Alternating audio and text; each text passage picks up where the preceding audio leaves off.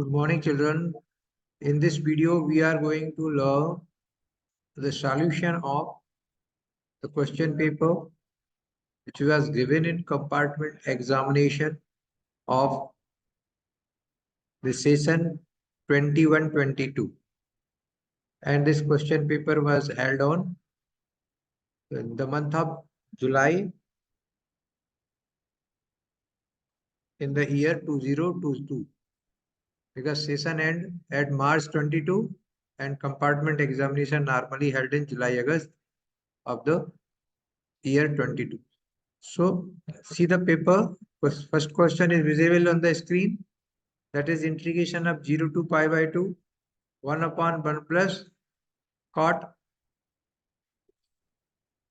to the power 5 by 2x dx. And solution is also there.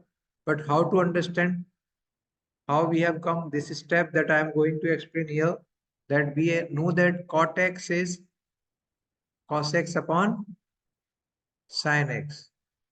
So they have written at cot x is sin x upon cos x.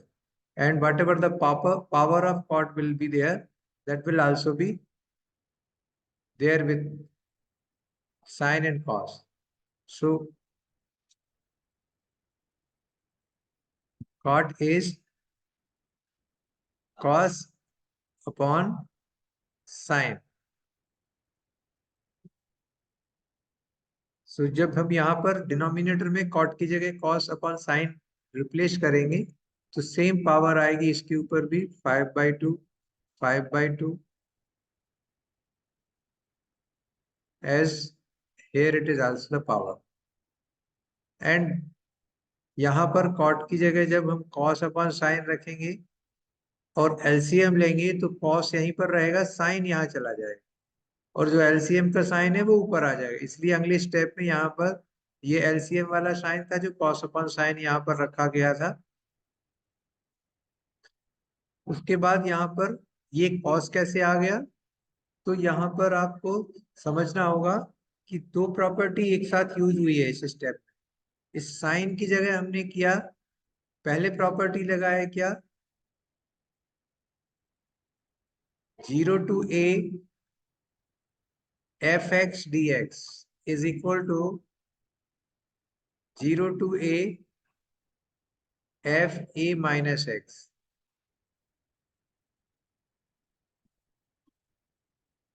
तो sign x की जगह हो जाएगा, क्योंकि a की जगह पर है π/2, तो साइन π/2 माइनस एक्स हो गया यहाँ पर, और साइन π/2 माइनस एक्स होता है cos x. इसलिए साइन x की जगह पर न्यूमरेटर में cos x आ गया. क्लियर है? हम ये भी लिख सकते हैं यहाँ पर साइन π/2 माइनस एक्स आ गया और that is cos x. Same जब cos लगाएंगे तो साइन हो जाएगा. तो डिनोमिनेटर में उन्होंने साइन की जगह साइन ही लिखा है, बट एक्चुअल में यहाँ साइन की जगह cos हो जाएगा और cos की जगह पर साइन हो जाएगा.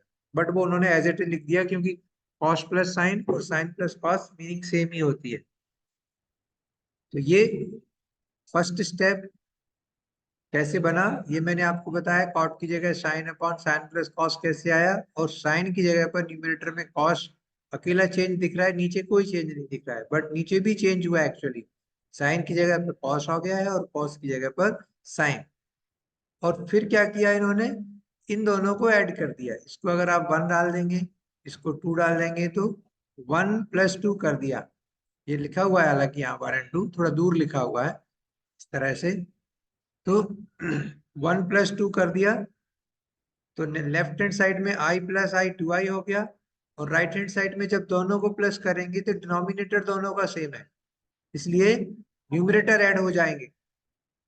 साइन प्लस कॉस न्यूमरेटर में आएगा और डिनोमिनेटर दोनों सेम होने से ये 1 आ गया. एंड 1 dx, 1 का इंटीग्रेशन होता है x, इसलिए x पर लोअर अपर लिमिट लगा के ये π/2 बन गया. 2i = π/2, तो 2 यहाँ से ट्रांसफर हो गया, i = π/4. ये फर्स्ट क्वेश्चन है कंपार्टमेंट एग्जामिनेशन का. सेकंड क्वेश्चन देखिए, दो वेक्टर दिए हुए हैं a and b and one more c is given, And what they are asking, find the vector perpendicular to both the vectors a plus b and b minus c. So firstly आपको vector addition आना चाहिए, a plus B को add करेंगे, plus आई minus आई zero हो जाएगा, 1j plus 2j add होके 3j बन जाएगा, और minus 2k plus 2k zero हो जाएगा। तो a प्लस बी में सिर्फ 3j आएगा, यहां पर आएगा 3j। इसी तरह से जब आप b माइनस सी करेंगे तो देखिए क्या होने वाला है, b माइनस आई है और c में माइनस आई है, लेकिन माइनस सी करना है, b माइनस सी। तो ये जो माइनस आई है, इसके बाद जब एक और माइनस यहाँ लगेगा, फिर c का माइनस आई आएगा, तो ये वाला i प्लस हो जाएगा। तो माइनस आई प्लस आई यहाँ पर जीरो हो गया। इसी तरह से 2j यहाँ पर है b में, और यहाँ पर 2j है, लेकिन ये c के आगे माइनस लगा है, इसलिए ये 2j माइनस हो जाएगा, और ये प्लस 2j और माइनस 2j भी कैंसिल हो जाएगा। अब आता है 2k माइनस माइनस के, तो यहाँ पर ये 3k बन जाएगा। 2k माइनस माइनस के, आप प्रॉपरली वैल्यू पुटअप करके देखेंगे तो आपको क्लियर समझ आएगा। ये देखिए a प्लस बी 3j हो गया, और b माइनस सी 3k हो गया। अब दोनों पर परपेंडिकुलर वेक्टर निकालना है, यानी दोनों का क्रॉस प्रोडक्ट निकालना है। तो vector perpendicular to a plus B and b minus C will be their cross product. तो they have written 3j cross 3k। अब आपने देखा होगा कि क्रॉस प्रोडक्ट निकालने के लिए हम डिटर्मिनेंट का यूज करते हैं, बट यहाँ पर कुछ भी नहीं दिखाया है, क्योंकि डिटर्मिनेंट के अलावा भी आप डायरेक्ट कर सकते हैं, इसमें कोई दूसरे वेक्टर नहीं है। तो 3 और 3 बाहर आ गया, 9 हो गया, और यहाँ पे एक्चुअली एक स्टेप होनी चाहिए, 9j क्रॉस के कैप, और j क्रॉस के cap by the basic property of cross product, as they are in cyclic order i j k, तो j cross k will be i। तो यहां से ये 9i आ गया। इस तरह से विदाउट डिटर्मिनेंट भी कर सकते हैं, अगर सिंगल लेटर्स हैं आई जे और के, तो ये भी प्रॉपर्टी क्रॉस प्रोडक्ट में पढ़ाई जाती है। अदरवाइज आप चाहेंगे तो इस तरह से डिटर्मिनेंट में भी कर सकते हैं आई जे के, but it is time taking, क्योंकि ये जो पेपर था कंपार्टमेंट ऑफ 122, ये 40 मार्क्स का पेपर था, और हर क्वेश्चन यहाँ पर जो आप देख रहे हैं 2 मार्क्स के हैं स्टार्टिंग के, तो इसलिए ज्यादा लेंथी क्वेश्चंस नहीं है, और इतना हमें एक्सप्लेन भी नहीं करना, सीधा सीधा अगर डायरेक्ट प्रॉपर्टी से यूज हो रहा है तो बेहतर है। अदरवाइज आप यहाँ जैसे 3j है, तो 3j में क्या होगा, j के साथ 3 आ जाएगा, और i और k के साथ 0 0 आ जाएगा। तो इस तरह से भी आप डिटरमिनेंट से जो आपने मेथड की हुई है उस मेथड से भी निकल आएगा। इसमें 3k है तो इधर 3 आ जाएगा। तो ये क्वेश्चन नंबर 2 है। नाउ थर्ड देखिए, अ bag contains cards numbered 1 to 25. Two cards are drawn at random, one after the other. अब ये ध्यान रखना है, वन आफ्टर अदर जब होता है तो विद रिप्लेसमेंट है या विदाउट रिप्लेसमेंट, तो यहाँ पर विदाउट रिप्लेसमेंट दिया हुआ है। इसमें हमें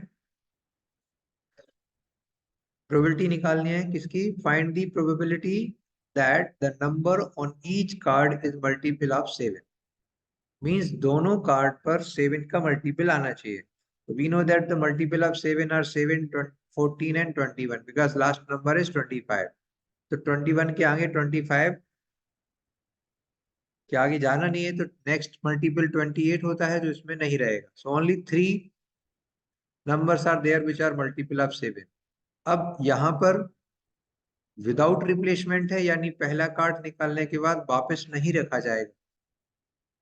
तो पहले जब आप निकालेंगे उस समय फेवरेबल केसेस होंगे 3 और टोटल होंगे 25। तो probability of first card is multiple of 7 will be 3/25। ये बेसिकली किस टॉपिक पर बेस्ड है, मल्टीप्लिकेशन थ्योरम ऑफ प्रोबेबिलिटी।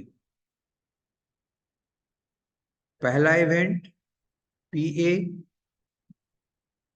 यहां पर है फर्स्ट कार्ड इज 7, ये हो जाएगा 3/25। और उसके बाद है सेकेंड कार्ड, लेकिन कंडीशनल है क्योंकि सेकेंड कार्ड फर्स्ट कार्ड को वापस नहीं रखने के बाद निकाला गया है, तो ये कंडीशनल प्रोबेबिलिटी पर बेस्ड है। उसी का एक्सटेंशन पार्ट होता है ये मल्टीप्लिकेशन थ्योरम ऑफ प्रोबेबिलिटी। तो P A into P B upon A, B upon A मतलब second card, B is representing second card, second card is multiple of 7 while first card is also drawn which is multiple of 7। तो यहाँ पर second case में क्या होगा, अभी 3 का number थे आपके फेवर में, अब एक बाहर चला गया तो 2 आ जाएगा, और 25 कार्ड की जगह एक कार्ड बाहर निकल गया इसलिए 24 आएगा। तो इस तरह से इन्होंने एक्सप्लेन किया हुआ है। ये देखिए 3/25 एंड 2/24। तो फाइनली 1/100 इसका आंसर आ जाएगा कैंसिलेशन के बाद। तो ये सेकंड क्वेश्चन था। अभी थर्ड क्वेश्चन देखते हैं। वन बैग कंटेन, ये भी प्रोबेबिलिटी से भी पूछा गया है। One bag contains 4 white and 5 black balls, another bag contains 6 white and 7 black balls. आपको जैसे जैसे आप पढ़ते जाते हैं वैसे इस तरह से नोट करते जाना है आपको। Bag 1 4 white 5 black, bag 2 6 white 7 black. बस इतने में ही आपको याद रहेगा, ज्यादा टाइम वेस्ट नहीं करना। One ball drawn at random is transferred from the first bag to the second bag. एक बॉल फर्स्ट बैग से निकाल के सेकंड बैग में ट्रांसफर की गई और उसके बाद सेकंड बैग से एक बॉल निकाली गई। One ball at random is transferred from first bag to second bag and then a ball is drawn at random from the second bag. Find the probability that the ball drawn is white। यानी यहां पर last में white ball आनी चाहिए। अब यहां से जो आप ट्रांसफर करेंगे उसके दोनों पॉसिबिलिटी हैं, वो व्हाइट भी हो सकती है और ब्लैक भी हो सकती है, इसलिए इसके दो केसेस हो जाएंगे। ये टॉपिक किस टॉपिक पर बेस्ड है, तो इसका टॉपिक का नाम है थ्योरम ऑफ टोटल प्रोबेबिलिटी। यानी एक काम करने की जितने भी रास्ते हैं उन सभी रास्तों से प्रोबेबिलिटी निकाल के उसको ऐड करेंगे तो टोटल प्रोबेबिलिटी निकलेगी। तो यहाँ पर जो लास्ट वाली व्हाइट बॉल है उसके दो तरह से निकल सकती है, कि पहले व्हाइट बॉल ट्रांसफर हो तो यहाँ पर 6 की जगह 7 व्हाइट बॉल हो जाएंगी, फिर हम व्हाइट बॉल निकालेंगे। या पहले ब्लैक बॉल निकालें तो यहाँ पर तो 6 रहेंगी बट ये 8 हो जाएंगी, फिर हम व्हाइट बॉल निकालेंगे। उसी चीज को इन्होंने केस 1 केस 2 की तरह एक्सप्लेन किया है, बट केस 1 केस 2 को भी समझ सकते हैं। अदरवाइज जैसे हमने समझा होगा, आपने जिस तरह से पढ़ा होगा E1 और E2 वो बेस्ट है। उस सिंबल से करेंगे तो आपको जो बायस थ्योरम पर बेस्ड क्वेश्चन है, जो इसका ही एक्सटेंशन होता है, वो भी समझ में आएंगे। एक ही सिंबल से यूज करें, एक ही पैटर्न से ज्यादा बेहतर है। इवन हो जाएगा फर्स्ट वॉल इज व्हाइट, यानी एक केस है कि जब फर्स्ट वॉल व्हाइट निकलती है, और दूसरा हो जाएगा जब फर्स्ट वॉल ब्लैक निकाली जाती है। जब व्हाइट निकाली जाएगी तब क्या बनेगा, किस तरह से क्या प्रोबेबिलिटी होगी इसकी, तो यहाँ पर हो जाएगा 4/9 प्रोबेबिलिटी ऑफ इवन, यानी first wall is white wall 4/9। या जब फर्स्ट वॉल ब्लैक होगी तो probability of E2 will be 5/9। अब जब पहली बॉल व्हाइट होगी उसके साथ फाइनल जो बॉल निकालने वाले हैं सेकंड बैग से वो व्हाइट होगी, उसको कैसे सिंबल रिप्रेजेंट करेंगे, तो वो हमें ये दिखाना पड़ेगा इसके साथ। What is common event, that is a, that is ball from second bag is white. यहाँ इस तरह से एक्सप्लेन करना पड़ेगा, बॉल फ्रॉम, मैं इस मेथड से इसलिए बता रहा हूँ क्योंकि बाकी क्वेश्चन भी इसी मेथड से किए जाते हैं, केस 1 केस 2 की तरह से नहीं किए जाते। तो जो एक जनरल अप्रोच है हमारी इस पूरे टॉपिक के लिए, उसी अप्रोच को हमें फॉलो करना चाहिए। ए होता है जो दोनों में कॉमन होता है, यानी बॉल फ्रॉम सेकंड बैग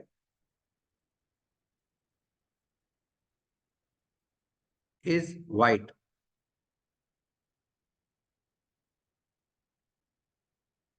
तो अब ये जो सेकंड बैग से वाइट आ रही है वो E1 के साथ भी हो सकती है और E2 के साथ भी हो सकती है। तो इसलिए उसकी उसके सिंबल होंगे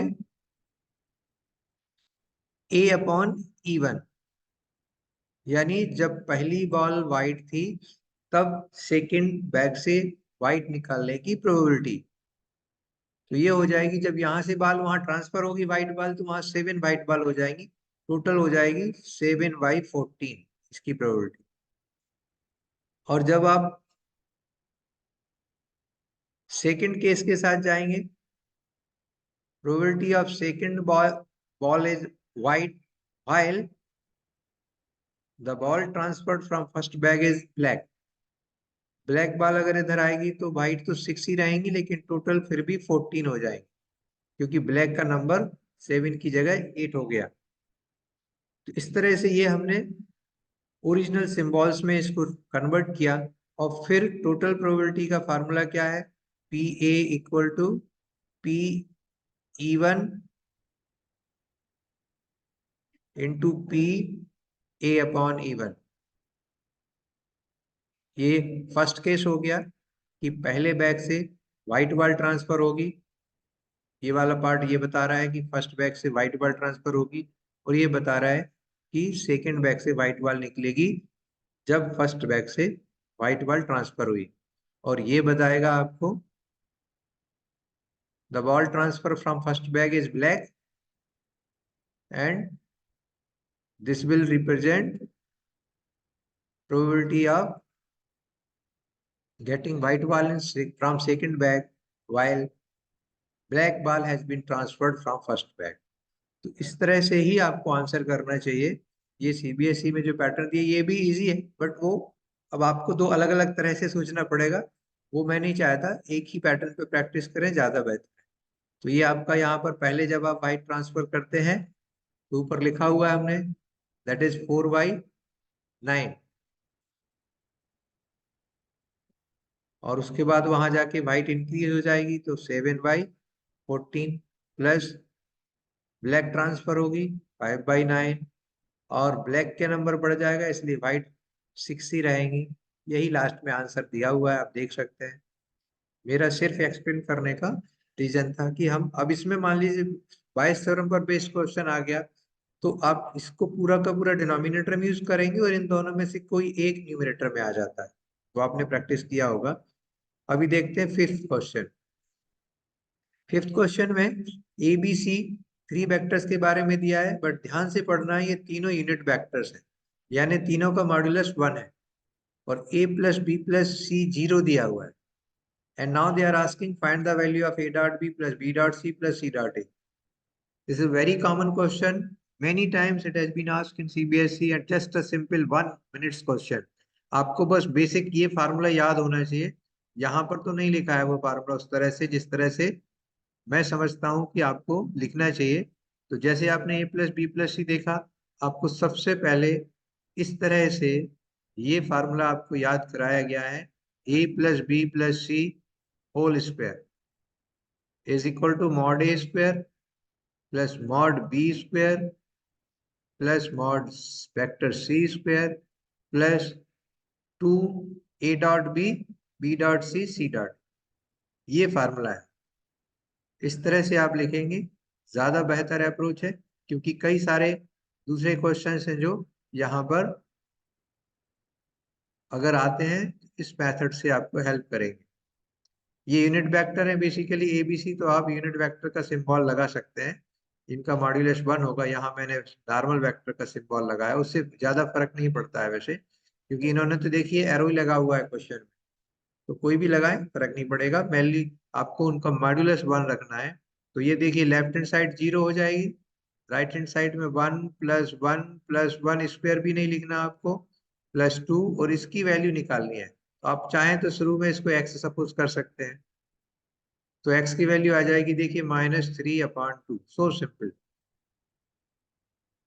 तो ये थोड़ा सा लिखने का पैटर्न फाइनल एग्जामिनेशन में बहुत मैटर करता है, और उसी पैटर्न को फॉलो करिए जो आप प्रैक्टिस कर रहे हैं। जिस पैटर्न से लिख रहे हैं, जैसे पिछले क्वेश्चन को भी मैंने बताया, इस क्वेश्चन को भी मैंने एक्सप्लेन किया आपको। आंसर भर आपको चेक करने चाहिए आंसर शीट से कि ठीक आ रहे कि नहीं। अब आप मेरा आंसर देखिए और इनका आंसर देखिए, कितना सारा लिखा हुआ है, जबकि ये सीबीएसई ऑफिशियल वेबसाइट से डाउनलोडेड आंसर है। तो ये अंतर होता है एक टीचर की गाइडेंस में करने से और हमें प्रिंटेड मटेरियल से पढ़ने से। नेक्स्ट क्वेश्चन देखते हैं। Find the general solution of the differential equation x cos y dy x log x plus 1 ex dx। अब इसको ex देखने से आप समझ जाइए कि ये ex का एक पर्टिकुलर पैटर्न होता है। उस क्वेश्चन, उस टाइप पर बेस्ड क्वेश्चन है ये।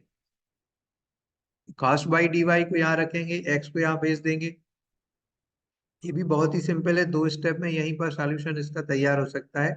आप cos y को यहीं रखिए, cos y dy, और यहाँ पर ये x ट्रांसफर होगा, डिवाइड हो जाएगा, तो यहाँ आपके पास बचेगा log x प्लस 1/x, और ex साथ में है।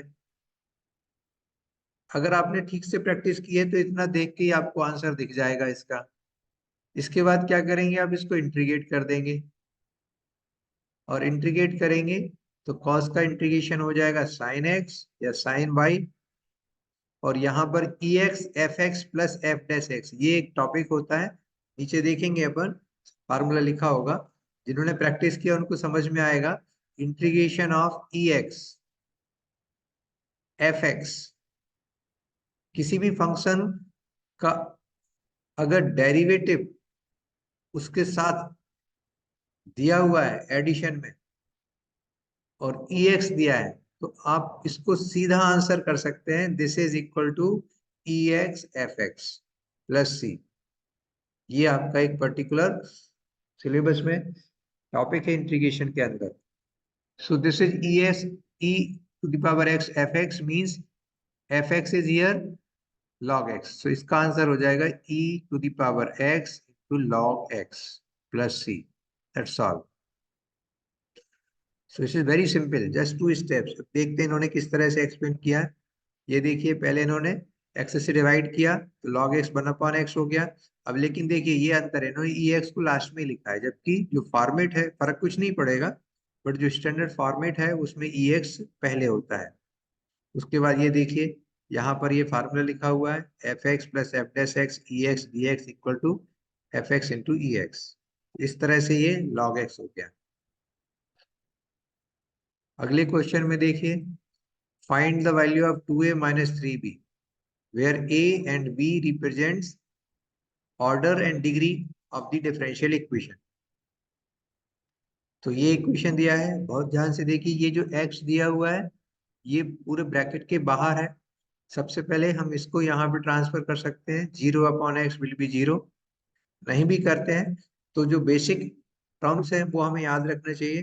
बेसिक टर्म्स ये है कि हाईएस्ट ऑर्डर ऑफ डेरिवेटिव, तो यहाँ पर देखिए d2y/dx² है और कहीं पर नहीं है, मतलब हाईएस्ट डिफरेंशिएशन या डेरिवेटिव 2 टाइम्स किया गया है, इसलिए इसका ऑर्डर हो जाएगा 2, यानी a की वैल्यू आ गई 2।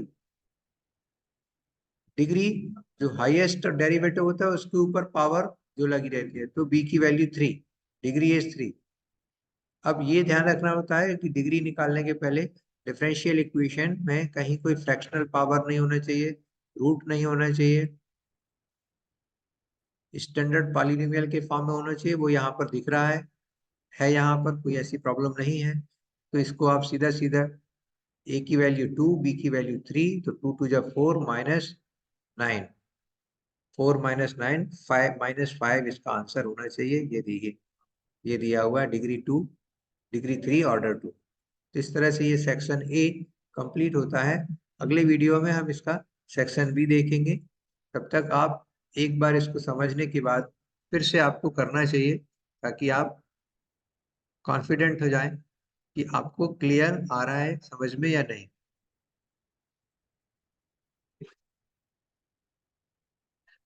Okay, thank you for watching this.